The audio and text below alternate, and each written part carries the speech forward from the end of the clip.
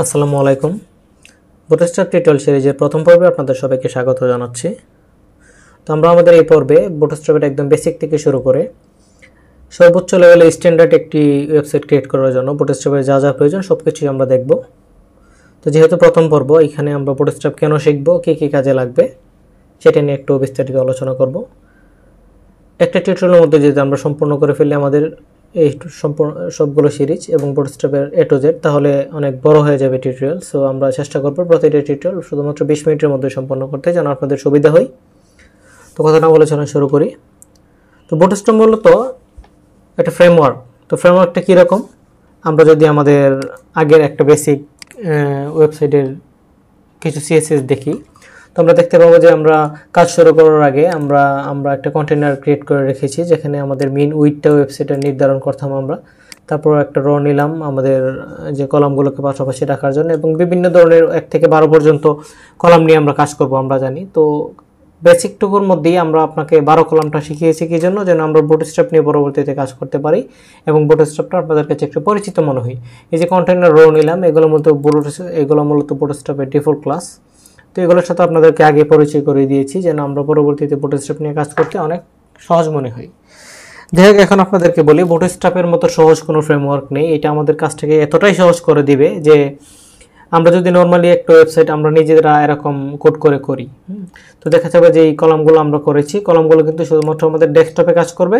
Same উইডটা আমরা যে এখানে দিলাম 8.35%, এটা কিন্তু আমাদের রেসপন্সিভে যখন যাব তখন কিন্তু এটাকে আমরা যতক্ষণ পর্যন্ত আলাদা কোড না করব ততক্ষণ পর্যন্ত কিন্তু এটা ডেস্কটপে, ট্যাবলেটে, মোবাইলে একই উইড কাজ করবে। তো দেখা যাচ্ছে যে এই কলামগুলোর জন্য আমরা আবার গিয়ে ট্যাবলেটের জন্য দিয়ে দিতে হবে, যে এটা ধরেন যে আমরা বললাম যে ট্যাবলেটে গিয়ে তুমি আবার 50% কাজ করো এবং মোবাইলে গিয়ে 100% কাজ করো। তো দেখা যাচ্ছে এভাবে আমরা কোড করতে করতে যদি একটা ওয়েবসাইট ক্রিয়েট করি, একটা লেআউট ক্রিয়েট করি, এটাকে আবার রেসপন্সিভ করতে গেলে আমাদের অনেক লম্বা সময়ের প্রয়োজন হয়, অনেক হার্ড কাজটা। আর সব কাজ আসলে শুধুমাত্র CSS করে করা পসিবলও না, অনেক সময় সাপেক্ষ ব্যাপার। তো একই কাজটা আমাদেরকে বুটস্ট্র্যাপ এমন একটা প্রসেসে করে দিবে, যেখানে আমরা মানে যদি একটা সিম্পল লেআউটের কথা বলি, তাহলে 1%ও আমাদের কোনো এক্সট্রা কোড লিখতে হবে না বুটস্ট্র্যাপের জন্য। সব কিছু অলরেডি করাই আছে বুটস্ট্র্যাপ। তো শুধুমাত্র যে কলামগুলো করা আছে এরকম না, আমাদের বিভিন্ন ধরনের ব্যাকগ্রাউন্ড নিতাম। আমরা জানি যে ভ্যারিয়েবল নিয়ে অলরেডি আমরা কাজ করেছি, ভ্যারিয়েবলটা দেখিয়ে দিয়েছি যেন বুটস্ট্র্যাপ আমাদের সহজ হয়। তো বিভিন্ন ধরনের ব্যাকগ্রাউন্ড নিতাম, কালার নিতাম, বর্ডার নিতাম, বক্স শেডও নিতাম, সব কিছু আমরা কিন্তু নিজে লিখতে হতো। তো এই সবগুলো অলরেডি আমাদের ইনক্লুডেড হচ্ছে বুটস্ট্র্যাপ ফ্রেমওয়ার্কের মধ্যে, যা আমরা শুধুমাত্র আমাদের প্রয়োজন অনুসারে ক্লাসগুলো বসিয়ে দিলে কাজ হয়ে যাবে। যেমন আমরা টেক্সট অ্যালাইন সেন্টারের জন্য একটা ক্লাস নিতাম, বিভিন্ন প্যাডিংয়ের জন্য, মার্জিংয়ের জন্য, ফ্লেক্স করার জন্য, র করার জন্য। তো এগুলো সব কিছু অলরেডি ইনক্লুডেড আছে, আমাদের কোনো CSS লিখতে হবে না। আমরা আমাদের ফ্যাসিলিটি অ্যাড করার জন্য আমরা যদি এখানে CSS লিখি, সর্বোচ্চ কত লিখতে পারবো? 2000, 3000। তো অলমোস্ট লক্ষাধিক ফ্যাসিলিটি আমাকে দিয়ে রেখেছে একটা কম্বো প্যাকেজ বুটস্ট্র্যাপের। যা যা প্রয়োজন আমরা সবই এখানে করতে পারবো। তো শুধুমাত্র যে বুটস্ট্র্যাপ আমাকে CSS এর ফ্যাসিলিটি দিবে ব্যাপারটা এরকম না, আমাকে কিন্তু জাভাস্ক্রিপ্টেরও কিছু ফ্যাসিলিটি দিচ্ছে। যেমন এর আগে আমরা যখন বেসিক ওয়েবসাইটগুলো ক্রিয়েট করতাম, এখানে কিন্তু আমাদের ব্যানার বা আমাদের অ্যাকর্ডিয়নগুলো ডাইনামিক হতো না, মানে আমরা একটা স্লাইড কিন্তু করতে পারতাম না, যে একটা এরোতে ক্লিক করলাম স্লাইডারগুলো মুভ হচ্ছে, এরকম কিন্তু করতে পারিনি। তারপরে ট্যাব, অ্যাকর্ডিয়ন, প্রোগ্রেস বার, এগুলো কিন্তু আমরা ডাইনামিক করতে পারিনি। তো এই ফ্যাসিলিটিগুলো আমাকে বুটস্ট্র্যাপ দিচ্ছে। তো আশা করি বুঝতে পেরেছেন, যখন আমরা কাজে ফিরবো তখন আসলে মেইন যে ফ্যাসিলিটিগুলো সেগুলো বুঝতে পারবো। তো এখানে আমাদের আপাতত কোনো মানে CSS লাগবে না, শুধুমাত্র এইটুকু আমাদের যে রিসেট CSS এটাই লাগবে। তো প্রথমেই আমরা কাজ করার জন্য যে কাজটা করতে হবে, getbootstrap.com-এ যাবো। getbootstrap.com-এ যাওয়ার পরে এখানে ডক্সে ক্লিক করব। তো ডক্সে এখানে আমাকে ইনস্ট্রাকশন দিয়ে দিবে আমাকে কী কী করা লাগবে। তো প্রথমে যদি আমরা যাই, আমাকে এখানে বলা আছে যে, আমি আগে বলি, আমরা অপ্রয়োজনীয় কথা একটু কম বলবো এবং অপ্রয়োজনীয় যে জিনিসগুলো এগুলো আমরা দেখবো না। শুধুমাত্র মোস্ট ইম্পর্টেন্ট যেগুলো আমাদের বারবার লাগবে। তো বুটস্ট্র্যাপটা আমরা মেনলি ব্যবহার করি সব থেকে বেশি হচ্ছে আমাদের লেআউটগুলো ক্রিয়েট করার জন্য। তো লেআউটগুলো যখন আমরা বুটস্ট্র্যাপ দিয়ে ক্রিয়েট করি তখন বললামই যে আমাদের রেসপন্সিভ করতে অনেক সুবিধা হয়, আমাদের কোনো ঝামেলাই হয় না।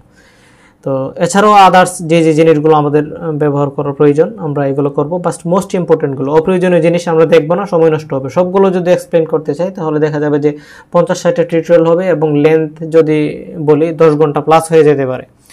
সো এত বেশি হলে বুটস্ট্র্যাপ আমার দেখার প্রয়োজন নেই, আমার যা যা প্রয়োজন তাই দেখব। এখন প্রশ্ন আসতে পারে আপনাদের যে ভাই এইটুকু দেখলে কি আমাদের একদম ফুল স্ট্যান্ডার্ড একটা ওয়েবসাইট করতে পারবো, একদম হাই কোয়ালিটি একটা ওয়েবসাইট? জি ভাই, আমি যেগুলো দেখাবো এর মধ্যে এভরিথিং পসিবল, এভরিথিং, কোনো কিছু বাদ যাবে না। যাই হোক, এখানে আমরা এটাকে ইন্টিগ্রেট করব। তো ইন্টিগ্রেট করতে হলে আমরা এর আগে দেখেছি যে ফন্টসম ইন্টিগ্রেট করেছি, যে কেউ মিনজেস্ট ইন্টিগ্রেট করেছি। কিভাবে আমরা হচ্ছে এই যে আমাদের যে জাভাস্ক্রিপ্টগুলো বা সিএসএসগুলো দরকার ফন্টসমের, এগুলো নিয়ে গেছি। তো এখানে সেম জিনিসটাই করবো আমরা। এখানে দুইটা জিনিস আমাদের লাগবে, একটা হচ্ছে বুটস্ট্র্যাপ মিন ডট সিএসএস আর bootstrap bundle min dot JS.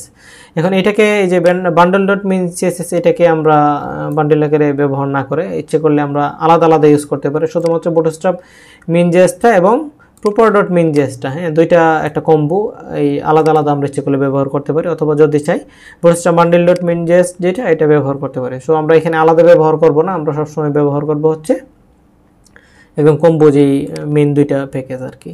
তো এখানে আমরা ইচ্ছে করলে সিডিএন থেকেও ব্যবহার করতে পারি। তো সিডিএন থেকে ব্যবহার কীভাবে করব, আমরা প্রথমে সবার উপরে হচ্ছে লিঙ্ক আপ করা যদি বুটস্ট্র্যাপটাকে, তাহলে এভাবে যদি আমরা ক্রিয়েট করি তখনও কিন্তু কাজ করবে।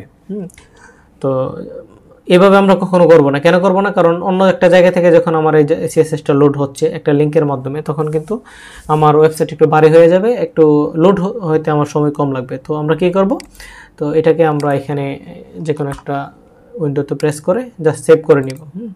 এটা নিয়ে নিলাম, আমাদের এখানে আগেই ফোল্ডার ক্রিয়েট করা আছে সিএসএস এর মধ্যে। আমরা বুটস্ট্র্যাপের সিএসএসটা নিয়ে নিলাম, নেওয়ার পরে আমরা এখানে জাস্ট লিঙ্ক করে দিব। তো লিঙ্ক করানোর জন্য এখানে লিখলাম সিএসএস ফোল্ডারের ভিতরে বুটস্ট্র্যাপ মিন সিএসএস। আর জাভাস্ক্রিপ্টের ক্ষেত্রে আমাদের কি করতে হবে, যে কেউটা সবসময় সবার উপরে রাখতে হবে আমরা জানি, এবং মেইন ডট জেএসটা বা কাস্টম ডট জেএসটা যেটার মধ্যে আমরা আমাদের নিজেদের জাভাস্ক্রিপ্টগুলো লিখবো, সেইটা হচ্ছে সবার নিচে থাকবে। তার মানে মাঝখানে আমাদের অন্যান্য যে কোড দরকার সেগুলো লিখবো। তো এখানে এখন আমাদের আরেকটা জিনিস লাগবে, সেটা হচ্ছে এখান থেকে এখান পর্যন্ত লিঙ্কটা আমি নিয়ে নিলাম। লিঙ্ক নেওয়ার পরে এখানে ক্লিক করলাম, এখান থেকে আবার সেভ এসে গেলাম, যাওয়ার পরে বুটস্ট্র্যাপ থেকে আমরা এখানে যাব জেএস, এটা সেভ করে নিলাম, এখন কল করে দিব বুটস্ট্র্যাপ।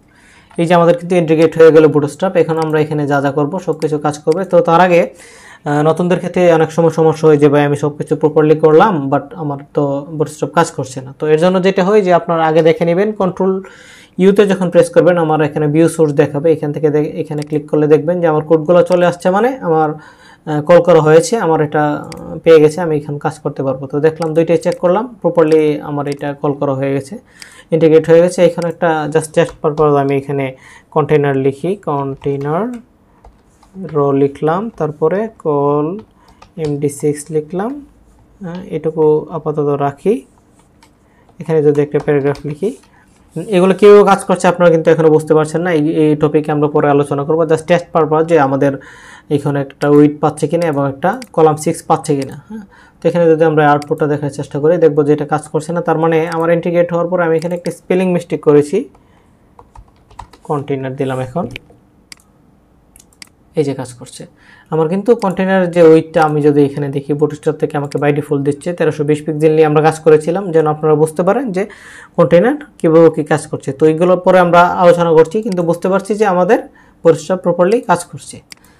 আচ্ছা, এরপরে এখানে ডাউনলোডের যে বিষয়টা, এটা হচ্ছে আমরা যখন এখানে ডাউনলোডে ক্লিক করব, অলরেডি আমার এটা ডাউনলোড করা আছে, আমি এটাকে ওপেন করে আপনাদের দেখাই। যখন ডাউনলোড করব এখানে আমাকে অনেকগুলো সিএসএস এবং জাভাস্ক্রিপ্ট দিবে। তো বিষয় হচ্ছে যে আমরা তো একটা সিএসএস কল করলে হয়ে যায় বা একটা জাভাস্ক্রিপ্ট কল করলে হয়ে যায়, এত ফাইল কিসের? তো এটা বুটস্ট্র্যাপের যে আমাদের ফ্যাসিলিটিগুলো সে আলাদা আলাদাভাবেও পার্ট করে দিয়ে রেখেছে এখানে। যেমন কেউ যদি চায় যে শুধুমাত্র বুটস্ট্র্যাপের গ্রিড যেটা, হ্যাঁ, শুধুমাত্র গ্রিডটা ব্যবহার করবে, অন্য কিছু তার প্রয়োজন নেই, তো সে এখানে শুধুমাত্র বুটস্ট্র্যাপ গ্রিডটা ব্যবহার করতে পারবে। তো আমরা আসলে এভাবে ব্যবহার করার প্রয়োজন নেই। আবার কেউ যদি চায় যে আমরা বুটস্ট্র্যাপের আনমিনিফাইড ভার্সন যেটা, এই যে এটা আনমিনিফাইড মানে হচ্ছে এই যে আমরা যদি এই জিনিসটা দেখি, মিনিফাইড আনমিনিফাইডটা একটু দেখে নেন আজকে। এই যে আমরা যদি এখানে বুটস্ট্র্যাপে যাই, আমরা কিন্তু কোড কোনো কিছু পড়তে পারছি না, একটার সাথে একটা লাগানো, এটা হচ্ছে মিনিফাইড, কম্প্রেস করা আর কি, একসাথে কোনো কিছু আমরা এডিট করতে পারবো না, দেখতে পারবো না। তারপরে এখানে জাভাস্ক্রিপ্টের ক্ষেত্রেও মিনিফাইড যদি দেখি, যে এই যে বুটস্ট্র্যাপটা এটা কিন্তু মিনিফাইড করা, বা মেন জিকিউরিটাও মিনিফাইড করা। তো আনমিনিফাইড কোনটা? আনমিনিফাইড হচ্ছে যে যেটা মিন জেএস লেখা থাকবো বা মিন সিএসএস লেখা থাকবো, এটা হচ্ছে কম্প্রেস করা থাকে আর কি। আর নর্মালি এটা যদি আমরা ব্যবহার করি, একটু ওপেন করে আপনাদেরকে দেখে, এটা কিন্তু এডিট করার মতো বা বোঝার মতো সব কিছু এই যে আমরা দেখতে পাচ্ছি এইভাবে। তো দুইটার মধ্যে বেশি হচ্ছে যে কোনটা ব্যবহার করব বা কোনটা ব্যবহার করা উচিত, অবশ্যই মিনিফাইডটা ব্যবহার করা উচিত, কারণ এইগুলোতে আমরা নিজেরা কোনো কোড লিখবো না, তাই না? তো মিনিফাইডটাই ব্যবহার করব। কেন? কারণ এটা হচ্ছে আমার কোডটা কমপ্লেক্স করে নিয়েছে, এটা খুব ফাস্ট লোড হবে আমার ওয়েবসাইটের জন্য। বাট এখানে যদি আমরা যাই, আপনি সিএসএস পরিমাণ দেখেন, এখানে প্রায় 12,000, বাট এখানে কিন্তু সব সিএসএস নেই। ঠিক আছে, এই হচ্ছে ব্যাপার। তো মিনিফাইড আনমিনিফাইডের ব্যাপারটা আমাদের মানে বোঝা হয়ে গেল। এখন আমরা সরাসরি অন্য জায়গায় চলে যাই। এখান থেকে আমাদের আর কোনো কিছু দেখার নেই। এই যে কম্পোনেন্টে গেলে আমরা দেখতে পাবো আমাদের টোটাল কী কী ফাইল আমাদেরকে দিচ্ছে। তো এগুলো আমরা কোনো কিছু দেখবো না, ব্রাউজার, ডিভাইস, এগুলো কোনো কিছু দেখবো না, বাইটও আমরা দেখবো না। সরাসরি আরটিএলে গিয়ে একটু ডিসকাস করি যে আরটিএলটা মূলত কী বা কীভাবে কাজ করে। তো আরটিএলটা হচ্ছে, আমরা নর্মালি যখন একটা ওয়েবসাইট ক্রিয়েট করি তখন এটা কিন্তু লেফট থেকে রাইটে থাকে আর কি। ইংলিশ বলেন বা চাইনিজ বলেন, বাংলা বলেন, সব কিছুই লেফট থেকে শুরু হচ্ছে। তো মিডল ইস্টের যে কান্ট্রিগুলো, আরবিক কান্ট্রিগুলো, তাদের কিন্তু ওয়েবসাইটটা থাকে হচ্ছে আরবিক। তো আরবিক আমরা জানি যে রাইট থেকে লেফটে কাজ করে। তো আমরা যখন কোনো মাল্টি সেলের জন্য কোনো ওয়েবসাইট ক্রিয়েট করব, থিম ফরেস্ট বা টেমপ্লেট মনস্টার বা এই টাইপের ওয়েবসাইটের মধ্যে যখন আমরা সাবমিট করব, তো আমরা যদি টার্গেট থাকে যে আমরা যে আরও মিডল ইস্টের যে কান্ট্রিগুলো আছে যারা আরবিক ওয়েবসাইট বানাই তাদেরকে যদি আমরা টার্গেট করতে চাই, তো অবশ্যই আমাদেরকে আরটিএল সাপোর্টটা দিয়ে দিতে হবে। তো আরটিএল সাপোর্ট দিতে গেলে আমাদেরকে ওই যে রাইট থেকে শুরু হবে এবং লেফটে শেষ হবে। এই যেমন এটা লেফট থেকে রাইটে আসছে, আরটিএল এর মিনিংটা তো আমরা জানি রাইট টু লেফট, মানে এখান থেকে শুরু হবে, এখানে গিয়ে শেষ হবে।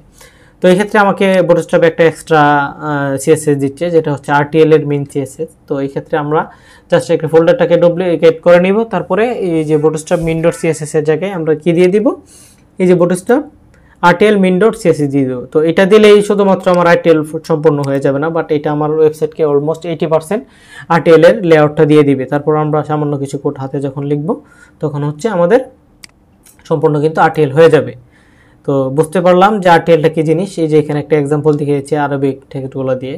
তো কন্ট্রিবিউটস আমাদের দেখার কোনো কিছু নেই। ওভারভিউতে যদি আমরা যাই, তো এখানে দেখতে পাবো যে আমরা এখানে কিছু ফ্যাসিলিটিস আছে আমাদের, কি কি আমরা পাবো। এখানে সেস পাবো, অপশনস পাবো, কিছু কালার মোডস। তো সেসে যদি যাই, সেস আমরা আপাতত জানি না, হ্যাঁ, যেহেতু এটা নিয়ে কাজ করব না। তো সেস না দেখে, বাট সেসটা কি একটু আপনাদেরকে বলে রাখি ইন ফিউচার, যেহেতু এটা নিয়ে আমরা কাজ করব। সেস হচ্ছে সেম সিএসএস এর মতোই।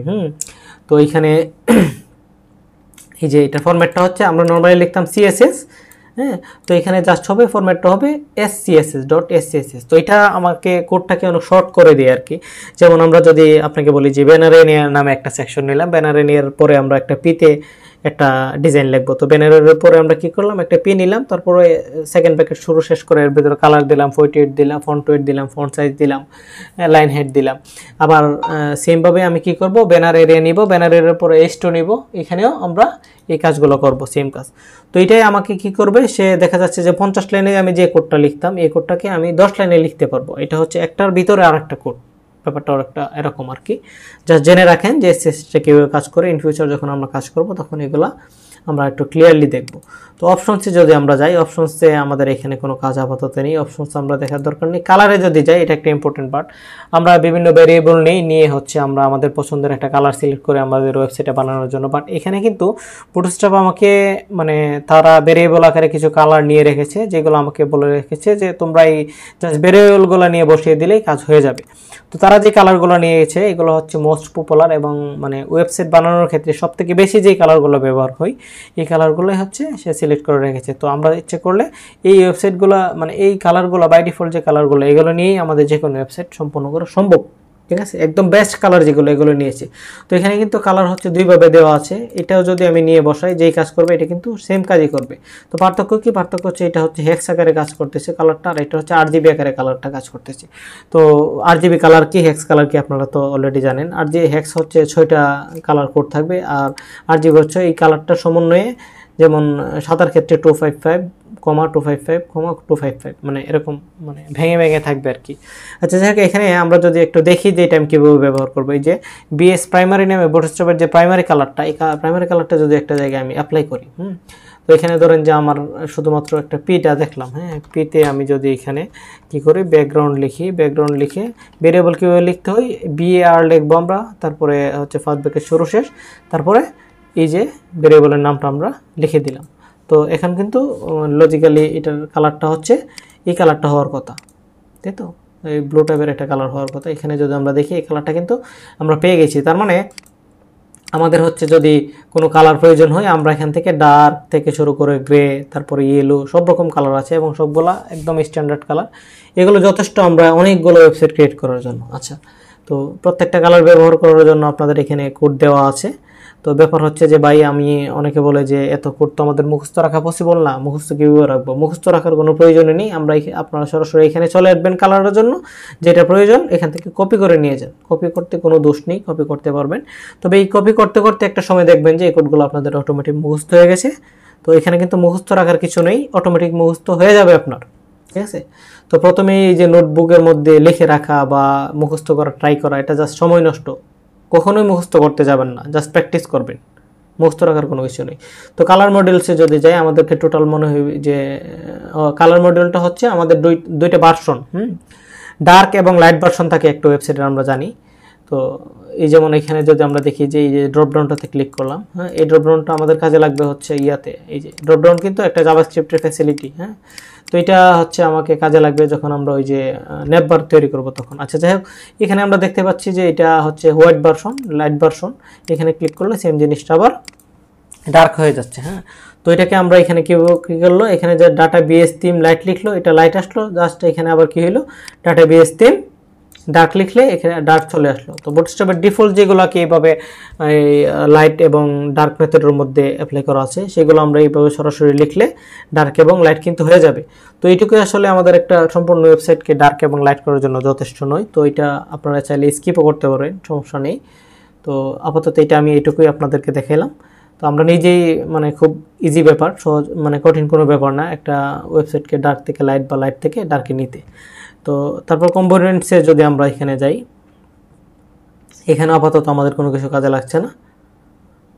সিএসএস ভেরিয়েবল, হ্যাঁ, ভেরিয়েবলগুলো হচ্ছে আমরা টোটাল যে ভেরিয়েবলগুলো পাবো, লাইট থিমের জন্য হচ্ছে এখানে অনেকগুলো ভেরিয়েবল পাবো এবং ডার্ক মোডের জন্য আমরা এখানে অনেকগুলো ভেরিয়েবল পাবো। তো এটা একটা একটা করে আপনারা অ্যাপ্লাই করে দেখতে পারেন যে কোনটা আমাকে কি আউটপুট দিচ্ছে। তবে একটা জিনিস মাথায় রাখবেন যে এটা ব্যবহার করা যে জিনিস, এই নিচেরটা ব্যবহার করা কিন্তু একই জিনিস, তাই তো? তো এটা ব্যবহার করবেন, এরপরে এটা ট্রাই করবেন, এরপরে হচ্ছে আবার এটা, মানে RGBটা ট্রাই করার কোনো প্রয়োজন নেই, ঠিক আছে? যে কোনো একটা কালার ট্রাই করবেন। আচ্ছা, এই হচ্ছে আমাকে বিশাল একটা ফ্যাসিলিটি দিচ্ছে এখানে। অপটিমাইজে আমাদের এখানে দেখার কোনো কিছু নেই, এটা আপাতত দেখবো না, এটা অন্য জিনিস, এটা আমার আপাতত লাগছে না। তো এই হচ্ছে ব্যাপার। আমরা টিউটোরিয়াল আপাতত এখানে এন্ড করে দিব।